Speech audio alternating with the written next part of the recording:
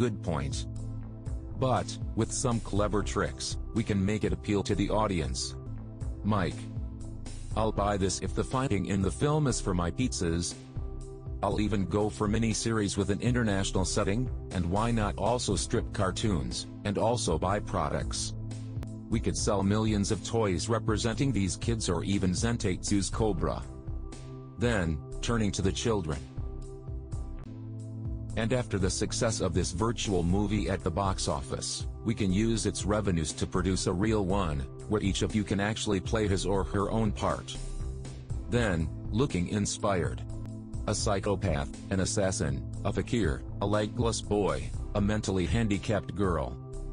This sounds great. You can't find a more unbelievable casting.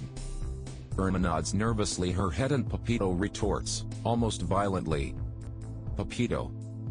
Irma is not mentally handicapped. She understands everything. Why are you so mean? Mike. You think I'm mean? How far you are from the truth, my boy. And he bursts into laughter. Majenbi. To Zentatsu. Come here, son, tell me more about this story of yours. 103. Exterior. The White House. Day. In front of the White House, thousands of supporters are shouting the president's name. The president comes out to them, with the Pizza Life kids around him, President Moore. This is a big day, because we're celebrating a new World Charity Foundation, the result of private initiative, aiming at improving children's lot all over the world, no matter whether they are black or white, Buddhist, Jewish, Christian, or Muslim, Republicans or Democrats. Applause from the crowd. President Moore. I officially start the fund in aid of this initiative, with this check. The president takes a pen and signs a check. On the giant screen the figure written draws a murmur of awe from the audience. Mike approaches near the microphone. Mike. Today, and after having made the people of this country aware of our initiative, we announce to the rest of the world, that we'll soon be starting the Pizza Life Caravan of Hope, in countries suffering from war and poverty. We'll try to bring them, if not peace, at least some hope for a better future. With Pizza Life's help. I am deeply grateful to all men, women and children of goodwill for generously supporting this project. Sarah, the president's daughter, takes advantage of the presence of the media to corner her father. Sarah. Dad, I want to go them too. The president. Smiling. Who said the president was the commander-in-chief? The crowd shouts once more the name of the president. 104. Interior. The White House. Later.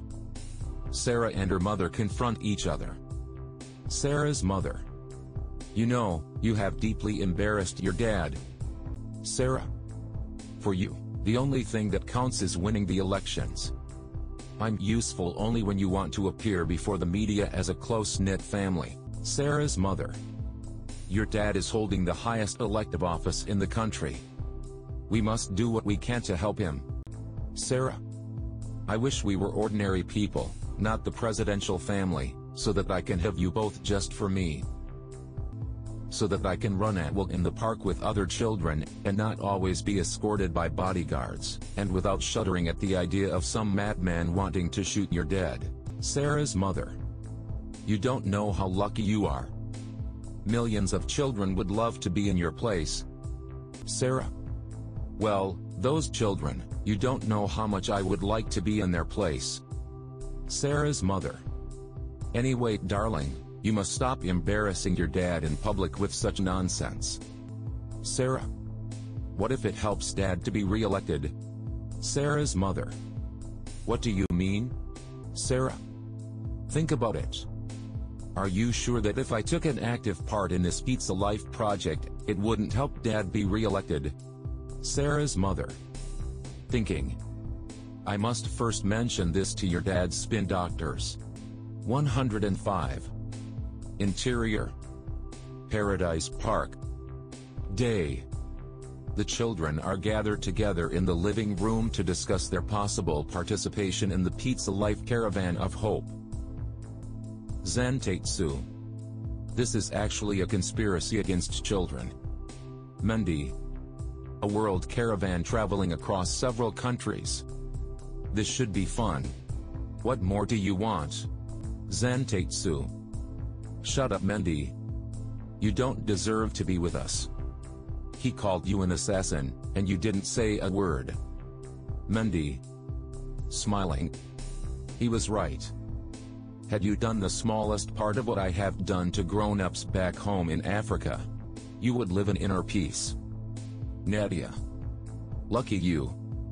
Papito. Zantetsu, don't you think you're blowing this out of proportion? You should consider deeds, not supposed intentions. No one can tell his real ones. Amoa. Papito, my father taught me that people's intentions are more important than you think. Actions are nurtured by intentions just as trees are nurtured by sap. Just at this moment, Eva enters into the room. Zantetsu. You're continuing your double dealing, even though he snatched from you your baby as you called him. Eva. But what could I do? Zantetsu. Listen to this.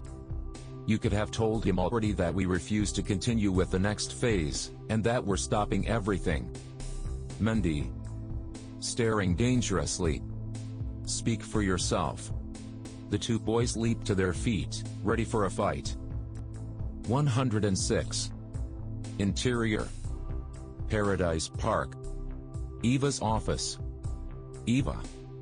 On the telephone. Hello, Mike. 107. Interior. Pizza Life. Mike's office. Mike. On the phone, listening. You know, I don't intend in the least to force them to go. But they'll end up the losers. Because I was planning at the end of this world tour to give them all the chance to see their families. 108. Interior. Paradise Park. Eva's office. Eva. On the telephone. You really surprise me. 109. Interior. Pizza Life. Mike's office. Mike. Still on the phone. That's because you persist in thinking that I am nothing but a Machiavellian and heartless scoundrel. 110. Interior. Paradise Park. Later. Eva finishes summarizing the situation for the children. Eva. That's what he told me. I can assure you. During this world tour, he'll give you the chance to see your families. So it's up to you now. Near the window, Irma, who seems to have heard this, wakes up from her psychological vegetative state, and her face lights up with a faint sign of life. Papito stands up and goes next to her. But her face remains expressionless. So he turns his eyes to the window, and sees snatches of his own past life. Flashback. 111. Exterior. A shantytown. Day. Papito comes back home, carrying a little rucksack. His 5-year-old baby brother dashes out to meet him with open arms. Papito's brother. Quick. Show what you bought me today, Papito. 112. Interior. A very poorly furnished house. Day.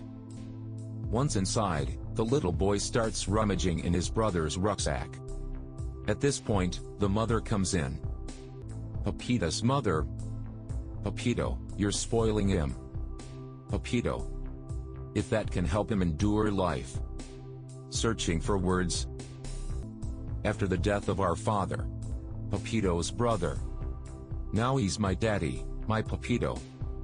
Back to the present. 113. Interior. Paradise Park. Day. Papito turns to Irma and puts his arm over her shoulders. Papito. You too, you're my little sister. 114. Exterior. Paradise Park. A few days later. The black sinister-looking presidential car, as large as a hearse, enters into Paradise Park, followed by a long security escort. Sarah gets out of the car, as if breaking free. 115. Exterior. Building entrance. Day. A smiling Eva welcomes her. The children are there. Some men are taking Sarah's luggage out of the car trunk. Eva. This is a great privilege for us all. Sarah. Almost curtly. Privileges that I fled from, and rather not have to endure in here. Then, to the other children.